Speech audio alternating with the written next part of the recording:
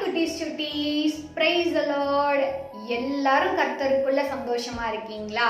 நானும் கர்த்தருக்குள்ள ரொம்பவே சந்தோஷமா இருக்கேன். இந்த வாய்ஸ் ஆஃப் லா சேனல் மூலியமா உங்களை பார்க்கறதுல எனக்கு ரொம்பவே சந்தோஷம். வாங்க குட்டீஸ், ஜெபம் பண்ணிடலாம். ஜெபம் பண்றதுக்கு முன்னாடி கைகளை கூப்பி கண்களை மூடணும். என்னோட கூட சேர்ந்து நீங்களும் ஜெபம் பண்றீங்களா?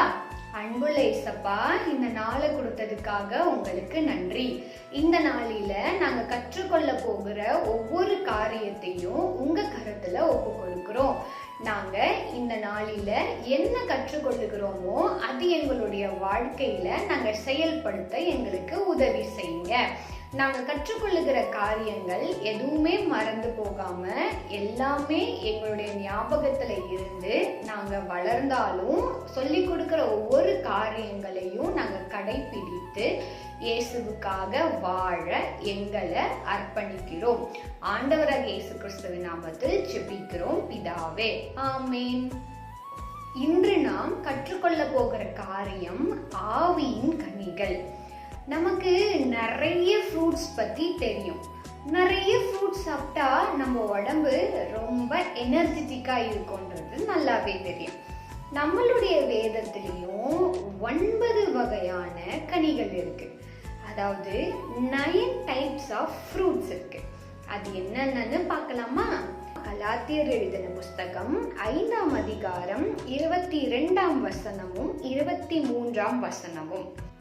ஆவியின் கனியோ 9. முதலாவது அன்பு. ஆண்டவராக இயேசு கிறிஸ்து நம் மீது எவ்வளவு அன்பாயிருந்தார், அது போல நாமும் பிறரிடத்தில் அன்பாயிருக்க வேண்டும். இரண்டாவதாக சந்தோஷம். எப்பொழுதுமே துக்கத்தோடு காணப்படாமல், எப்பொழுதுமே சோகமா இராமல் கர்த்தருக்குள் எப்பொழுதுமே சந்தோஷமா இருக்க வேண்டும். 3 சமாதானம்.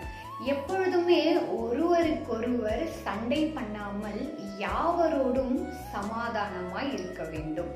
4வதாக நீடிய பொறுமை. எப்பொழுதுமே அடம் பிடித்து எந்த ஒரு காரியத்தையும் வாங்காம ஏசப்பா கிட்ட ஜெபம் பண்ணி அதுக்காக காத்திருந்து அந்த பொருளை பெற்றுக்கொள்ள வேண்டும். 5வதாக தயவு. நம்மால் இயன்ற மட்டும் மற்றவர்களுக்கு உதவி செய்கிற பிள்ளைகளாய் இருக்க வேண்டும். 6வதாக நற்குணம்.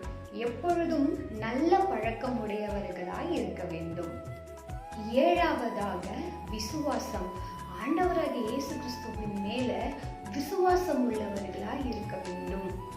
8வதாக சாந்தம். நாம் பிறரிடம் பேசும் பொழுது சாந்தமாக பேச வேண்டும். சாந்தம் உள்ளவர்களாய் இருக்க வேண்டும். 9வது இச்சையடக்கம். யாருடைய பொருள் மேலேயும் நாம் ஆசைப்படக்கூடாது. இதுவே ஆவியின் கனிகளாகும். என்னோடு கூட சேர்ந்து நீங்களும் ஆவியின் கனிகள் என்னன்னு சொல்றீங்களா? அன்பு, சந்தோஷம், சமாதானம், நீடிய பொறுமை, தயவு, நற்குணம், விசுவாசம், சாந்தம், இச்சையடக்கம். இன்னும் ஒரு வாட்டி சொல்லலாமா? ஆவியின் கனியோ 9. அவை அன்பு, சந்தோஷம், சமாதானம், நீடிய பொறுமை, தயவு, நற்குணம், விசுவாசம், சாந்தம், இச்சையடக்கம். இந்த ஆவியின் கனிகளை நம்ம படிச்சா மட்டும் போதாது, இதை டெய்லி நம்மளுடைய வாழ்க்கையில நம்ம செய்ய வேண்டும். அதுதான் ஆண்டவராக இயேசு கிறிஸ்துவும் நம்ம கிட்ட எதிர்பார்க்கிறார். குட்டீஸ், நீங்களும் இந்த 9 வகையான ஆவியின் கனிகளை உங்களுடைய லைஃப்ல டெய்லி நீங்க செஞ்சு பாருங்க. அப்படி செஞ்சீங்கன்னா நீங்க ரொம்ப ஏசப்பாவுக்கு பிரியமான பிள்ளைகளாய் வாழ முடியும். இப்போ ஜெபம் பண்ணிடலாமா?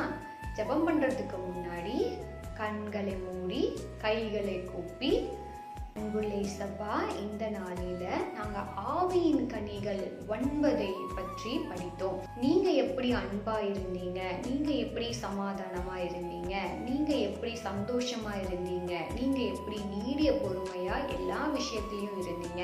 அது போல நாங்களும் இனிமேல் ஆவியின் கனிகளின்படி எங்களுடைய வாழ்க்கையில் நாங்கள் நடந்து கொள்ள எங்களுக்கு உதவி செய்யுங்க.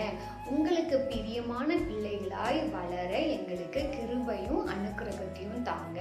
ஆண்டவராகிய இயேசு கிறிஸ்துவின் நாமத்தில் ஜெபிக்கிறோம் பிதாவே. ஆமென்.